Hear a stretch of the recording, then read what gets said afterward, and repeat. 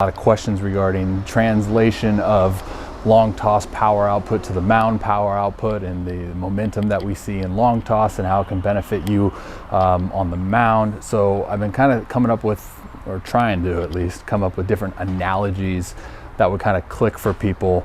And one of the things that I wanted to kind of break down today was this notion of a foot cross, utilization of a foot cross in your delivery. So the analogy that I've kind of just came up with was like, if you're driving a car and you're at a stoplight and you're drag racing the dude next to you and you need to beat him in a drag race or whatever, like the amount of acceleration or the top speed that you're going to get in that car is going to be greater the more space you go, right? So the more distance you go. So stick with me here. So I kind of try to correlate that to the distance you can go with this lead leg, right? So I think this, first and foremost, it all depends on what type of drive you are, what type of pitcher you are.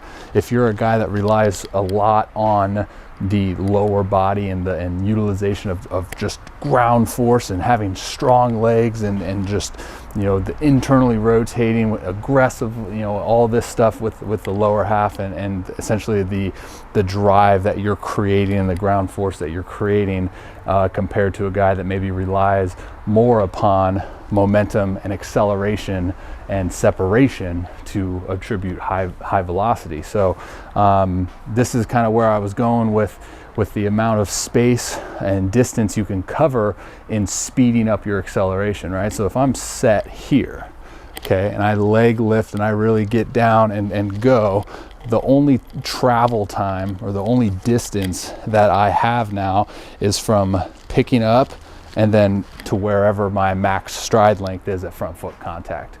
And like I said, I think a huge piece to this is identifying what type of pitcher you are, because there's a lot of guys that come set like this and rely a lot on that drive and then freaking ground force and so on and so forth. But I think if you are someone that's trying to identify how to best, you know, maybe get a few extra miles an hour, I think to understand if we can implement what I said in the beginning with maybe like a foot cross. So now if our foot, our lead leg crosses over our drive leg, now say it goes right to here or whatever, now the distance you are traveling with this lead leg and that foot is from behind you all the way to max stride length.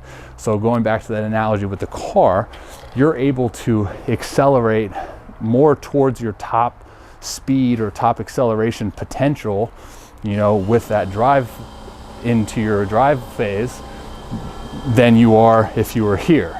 So increasing the drive, essentially time or distance, I don't know, literally just came up with this, in this initial lift of your delivery by crossing over this lead leg can maybe increase the amount of acceleration you're having in your drive phase. So we know that increase in acceleration, increase in momentum will obviously attribute to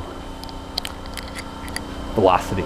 But yeah, I just thought of that, and I don't know how that came out as far as if it made sense or not, but that's kind of what I was thinking, going back to the days where I would just binge watch Fast and Furious when they were doing the drag racing, you know? And it was like, okay, in the beginning, 0 to 60 in how many seconds?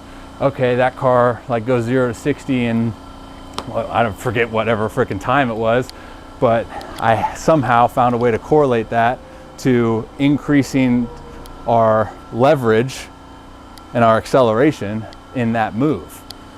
Let me know if that made sense, because at some points in that conversation, in that segment, I was like, oh, this makes sense. And then at some points I was like, I don't know where I'm going with this.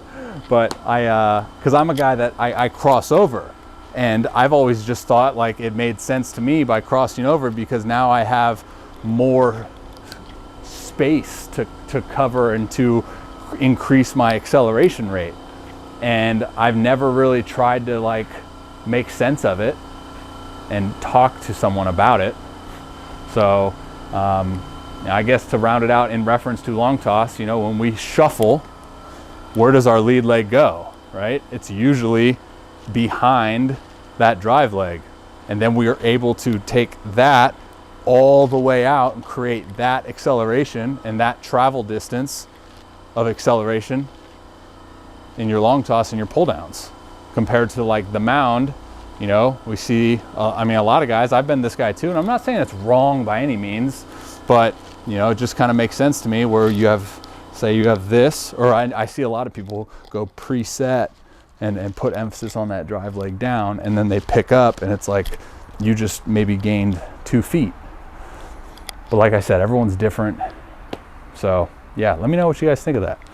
Thanks.